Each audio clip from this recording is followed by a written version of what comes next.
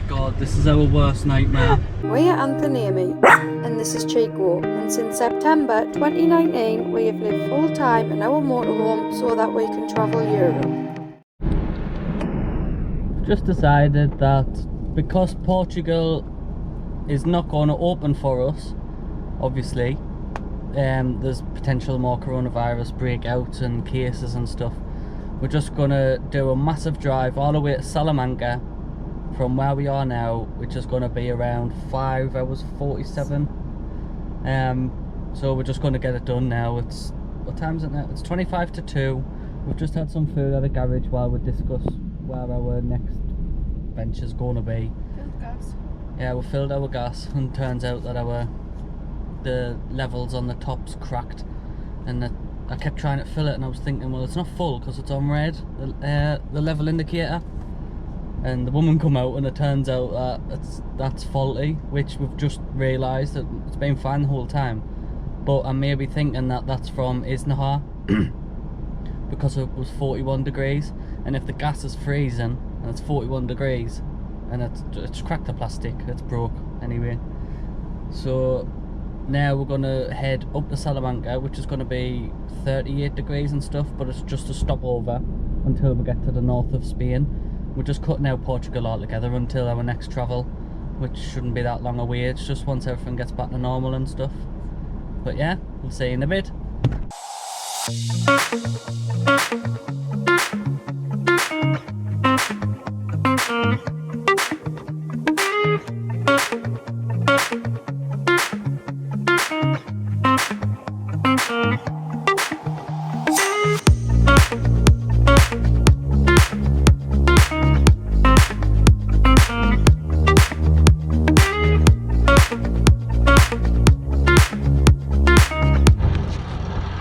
Just having a quick break, stretch our legs a little bit.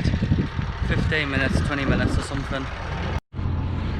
The floor is too hot for the dog to walk on it. Yay! We found a spot for Chico to walk under the trees. Here's our baby. Such a good run of this motorhome. So lucky. Considering it's 11 years old, it's never let us down, has it? Nope. So we've just stopped and obviously let the dog go for a walk, and we've stretched our legs and stuff. And then all of a sudden, as I went to pull away, heard this like really loud hissing noise. I mean, it's like, I think it's 36 here, and it's very, very hot. But it was coming from like, it was coming from inside of, it sounded like this area somewhere. I mean, I can't see anything down there. But now it seems to have stopped, but it sounded very worrying, and I thought it was the engine, so we turned it off. And we turned it back on, and I've done it again. I thought we had a puncture, so that's what it sounds like, as if like air's escaping very fast from somewhere. I'm not really sure what it could be, but for now it sounds alright, so I think we just need to get back on the road. And hopefully everything's fine. And I think it's because of how hot it is here, and the floor's scattering as well, so we're just going to show it off. But it was a bit worrying there, to be honest. But fingers crossed, nothing's wrong. Oh my god, so that hissing sound, turns out that the aircon has stopped working. So it must be the compressor in the air conditioning unit. And Amy's just been looking online, and supposedly it's the most expensive part of the air conditioning unit to fix. But driving through where we are now, a lot inland, there must be like 38 degrees on this motorway. Obviously when you consider all the cars on the road and the heat off the road. We kind of have the air conditioning on now, and it's so hot. So instead of Salamanca, I think I might just head straight to the north of Spain if I can, where it's colder, where it's cooler. Because driving tomorrow and stuff's going to be too hot again, and I think I'd rather just grin and bear it now and get it all done, and then we're there. But it's so warm at the minute, we're soaking, aren't we? It's so hot.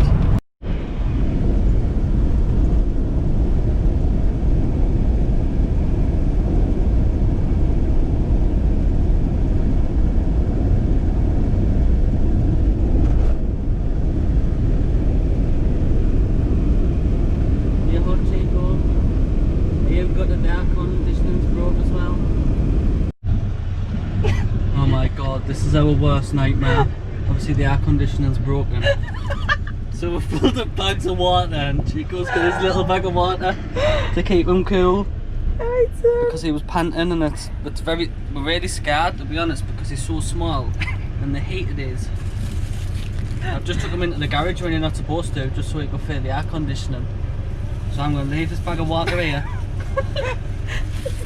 Chico's going to chill in his bag of water.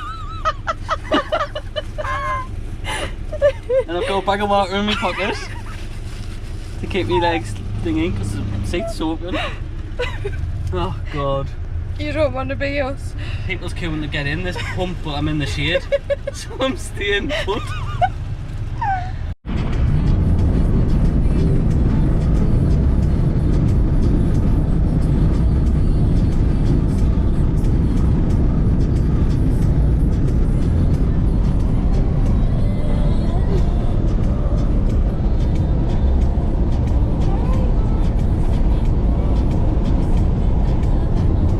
Sun to set. Doesn't set for another 3 hours. Chico's soaking. Need to keep wetting them with water and stuff. Oh my god, this drive is our worst nightmare. So we've just stopped because this little hill has shade and we're really scared about Chico because obviously in the UK, which we know anyways, you're not meant to leave dogs, say in a car for example, without oxygen. But it's just felt like we've been doing that with the windows wide open here. That view was really nice. But to be honest, we're really frustrated because it's just been an absolute nightmare this. I think if you're not in a situation, it's hard to like grasp how bad it's been for us since the air conditioning broke. It just shows what you take for granted. But now we've been absolutely soaking. And we're just going to chill for half an hour, give the van a break as well, because it's like 40, must be like 40 or 42 or something like that. Especially on the motorways, it's even hotter obviously. But we've just had the windows wide open with bags of water. God, we'll never forget this. How are you feeling the way we've been stitched up today by the air conditioning? Stressed? Nobody would understand, we're done less in the situation. We haven't got any option but to keep driving. And we've just added a place on, it's called Leon, just because it looks cooler on the weather, because obviously if we get a Salamanca and it's red hot still. So anyways, we're driving to Leon, so been driving since 12 o'clock this afternoon.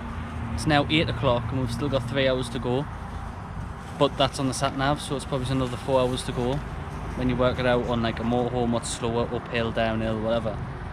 Today just, and then we're obviously going to have to figure out how we're getting it fixed.